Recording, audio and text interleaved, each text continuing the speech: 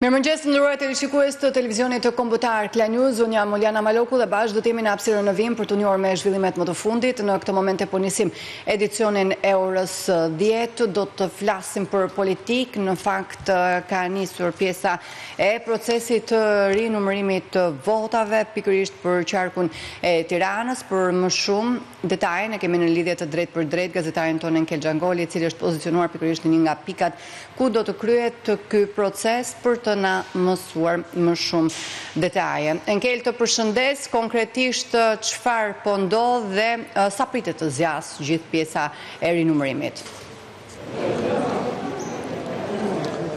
Po, si që the edhe ti, Oliana, tashmë ka nisur një pjesë e rinumërimit për sa i përket kutive të Tiranës, pas pretendimeve që ka patur opozita apo Partia Demokratike kryesisht për parregullsi në këtë proces zgjedhor, pra në procesin zgjedhor të 11 majit. Bëhet fjalë për hapjen e kutive për rreth 1282 kuti për sa i përket qarkut të Tiranës, të cilët do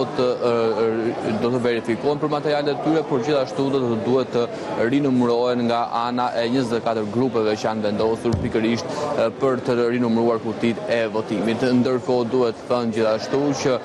nga ana tjetër do të shikojmë nëse në këtë proces rinumërimi ndryshe nga verifikimi që u bë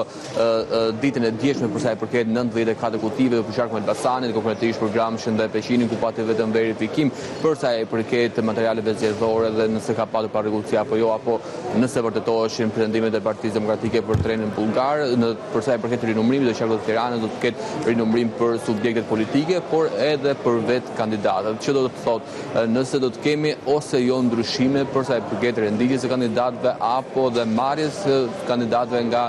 partitë nga njëra tjetra. Pra që do të thotë më së shumti në fakt duhet ka dhe një lloj interesi të shtuar për sa i përket kandidatëve për deputet apo mandatit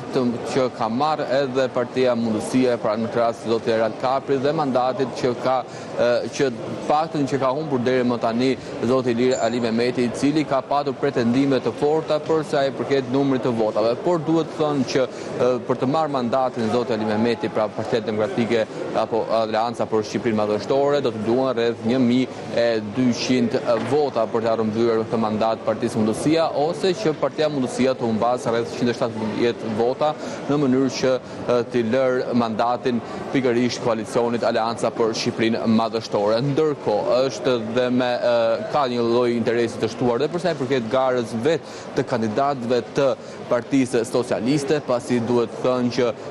zonja Xhaçka, që cila arriti të siguronte mandatin në numërimin që u bën për zgjedhjet 11 majit, dhe përsa i përket edhe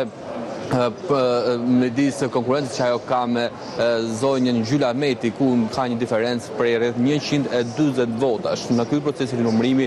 do të shikojmë nëse do të kemi ndryshime në për sa i përket shpërndarjes së mandateve apo jo, por e theksova për sa i përket garës në Partinë Socialiste është disi më e ngushtë në krahasim me atë çka Partia Demokratike apo Aleanca për Shqipërinë Madhështore kërkon që të marrë një mandat për sa i përket rrëmbimit asaj, le ta themi më saktë, nga Partia Mundësia, e cila në numërimin që u bën në zgjedhjet e 11 majit arriti që të siguronte mandatin e dytë në Tiranë, i cili në këtë rast e mban zoti Erald Kapri. Ndërkohë në këto momente që ne flasim, në fakt edhe zoti Kapri do ta ndodhet pikërisht në vendin e numërimit, në fakt më saktë në vendin e rinumërimit të votave, që do të ndiqet nga afër, po ashtu edhe nga subjektet tjera politike, por dhe nga kandidatët e interesuar, të cilët presin të kenë apo shpresojnë që të kenë ndryshime për sa i përket këtij procesi rinumërimit dhe nëse do të marrin mandatin e pretenduar për tyre ose jo, pasi shumë prej kandidatëve të paktën nga Partia Demokratike Aleanca për Shqipërinë Madhështore kanë patur kontestime dhe kanë bërë aktivimet e përkatëse të tyre me pretendimin e parregullsive, pretendimin që ka patur marrje votash qoftë dhe brenda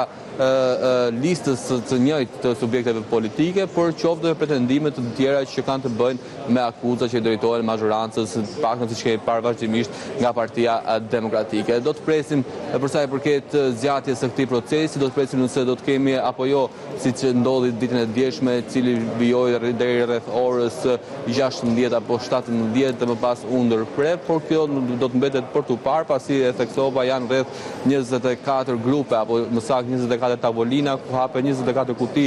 njëkohësisht për të rinumëruar, po gjithashtu janë rreth 15 zvendësues në rast se do të ketë lodhje nga komisionerët apo nga numëruesit të cilët do të kërkojnë zvendësim. Por sigurisht kjo mbetet për tu parë dhe nëse si do të vendosë nëse do kemi një proces të zgjatur apo një proces me orar të caktuar dhe më pas për të rifilluar përsëri ditën e nesërme, pasi kujtojmë këtu që siç e theksojmë që fillim bëhet fjalë për 1282 kuti votimi që sigurisht kërkojnë dhe kohën e tyre. Me qartë Enkel, falenderoj për të gjitha detajet që keni përcjellën live këtu në Klan News.